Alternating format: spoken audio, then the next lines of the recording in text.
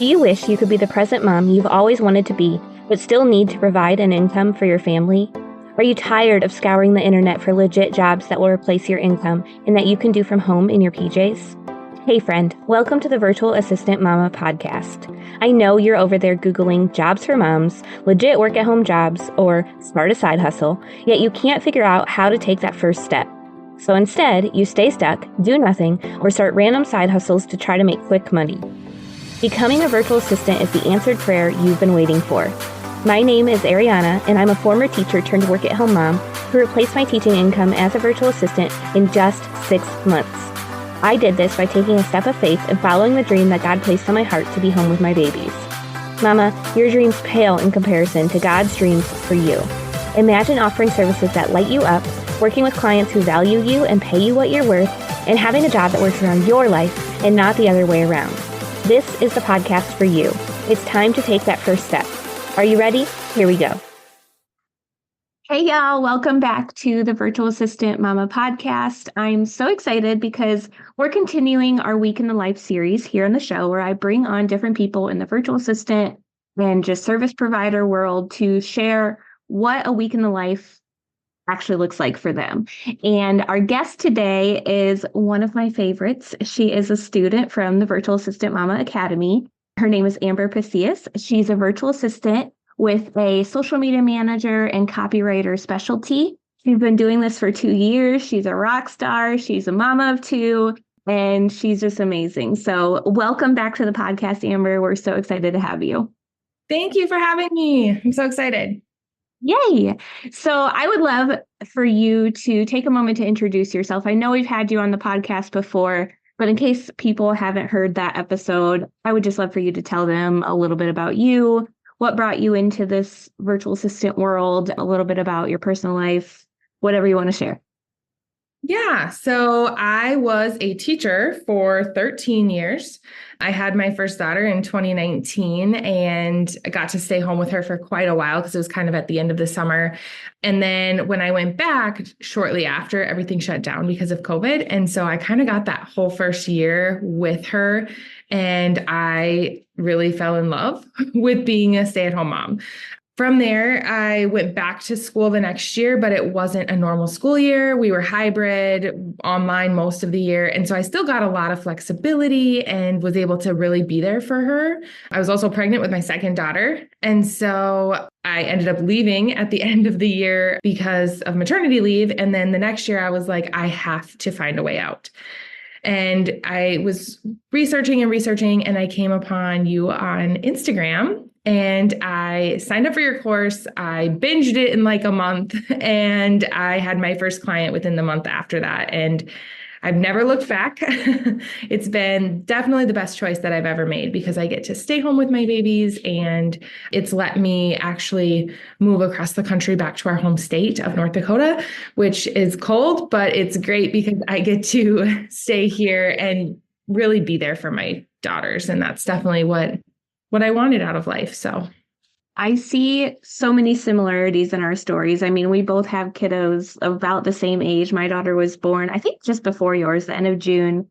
And I ended up staying home with her and then jumped into the virtual assistant world. So it's just really beautiful to see the similarities in so many of the people's stories who come on this podcast and also the differences. But I think so many of us as moms and definitely like former teachers, we all have this dream of just being able to be present for our kids, but still showing up outside of motherhood as well and like being able to provide for our families. And so the virtual assistant world just gives that really beautiful blend of being able to do both. So congrats on just taking that leap. I know it was so scary for you, but you have done amazing. And I'm just so proud of everything that you've accomplished so far.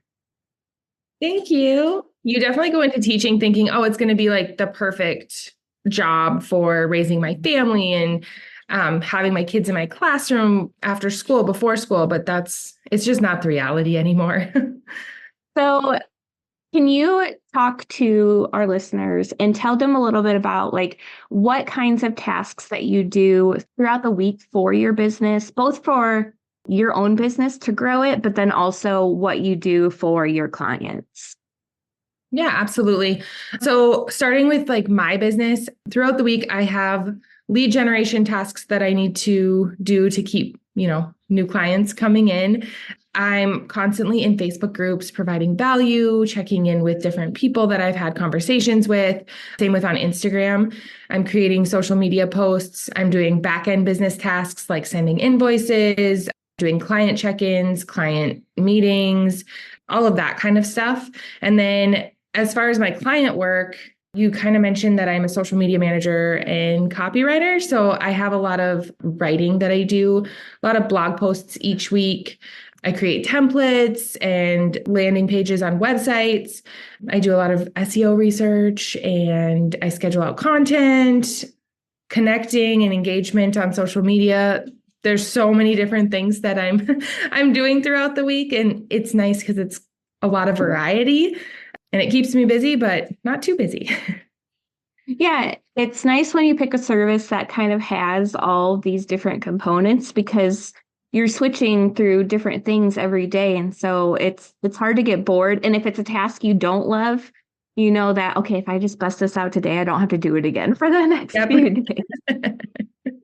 Exactly.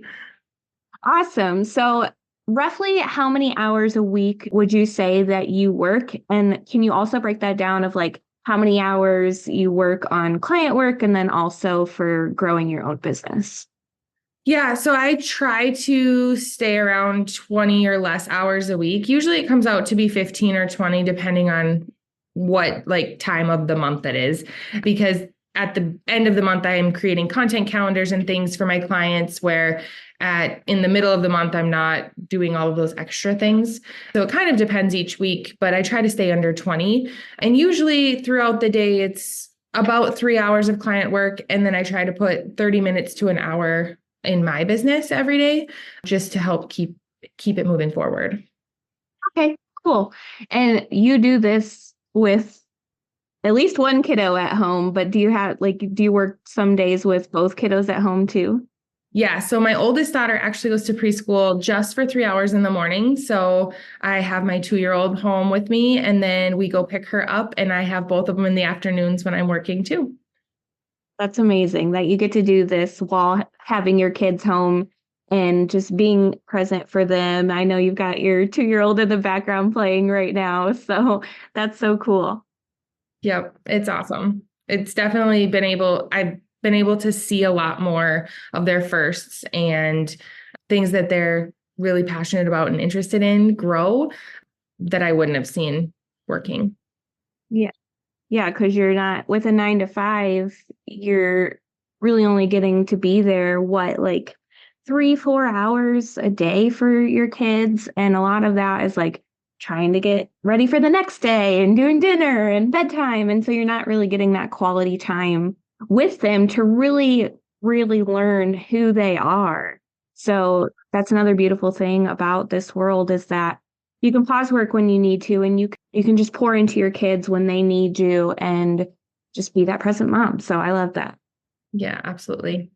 So I know you mentioned you have the 2 kiddos, but what does your life look like outside of your business?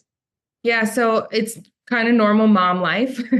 School drop-offs, cleaning the house, doing grocery shopping. I like to my 4-year-old's really getting into like go fish and doing puzzles and playing games and stuff. So we like to do that. I also like to try to do like crafts and activities with them depending on like the season and stuff. And then I also like to go out and play volleyball. I do cycling at home, things like that I enjoy. And that you would have had to try like squeeze into like teeny tiny pockets if you were still teaching. Yeah. I usually will work out like in the afternoon at like 2-ish. And I'm like, I feel like I'm doing something wrong because before I would have never known like I could do that. Yeah, I do the same thing, working out at 2 and then go pick up the kids from daycare on the days they go. And I'm just like, nobody's here. This is weird. Everybody's working.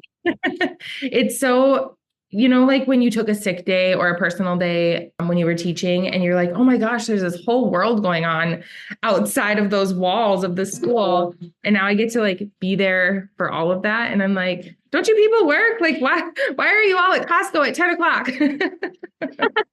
I do the same thing. I'm like, can y'all leave? Because I need y'all to not be in my way. No, you mentioned wanting to talk on this episode about like how everybody's life is different and will look different. Can you elaborate on that a little bit?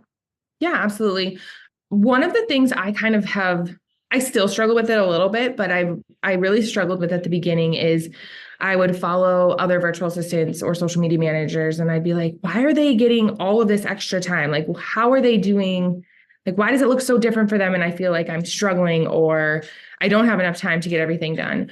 And I've really come to realize, well, one, a lot of those people don't have children and if they do, they don't stay home full time with them, but that it's okay that it looks different. It's just a season. From when I started, I was teaching full time and I was like doing this at like 4 a.m., 10 p.m., whenever I had a few extra minutes on my lunch break.